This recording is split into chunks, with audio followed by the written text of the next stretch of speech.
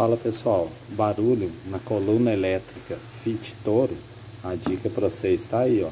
Dentro da coluna elétrica da direção a gente tem uma pequena bucha, e essa bucha aqui ela vai esfarinhando, certo? Ela vai folgando, e aí dá aquele barulho, toque, toque, toque, toque. O que você tem que fazer para você trocar ela? Você tem que remover o motor elétrico da direção, igual eu fiz aqui, ó, certo? Remover a coluna fora primeiro, né? Aqui em cima é onde vai o volante. Quando o motor gira aqui, ó, ele gira lá em cima onde está o volante, entendeu? A bucha vai encaixada aqui. Essa aqui é a bucha da coluna da Fit Toro. Ela vai encaixada ali, certo? Quando ela folga, o motorzinho aqui, ó, ao acionar ali, ele gera uma folga e um barulho. Toque, toque, toque na direção, beleza? Cuidado na hora de desmontar aí, porque junto à coluna está o módulo elétrico da direção. Se você quebra algum fio, gera algum erro aí, pode acender a luz da direção pesada. Grande abraço.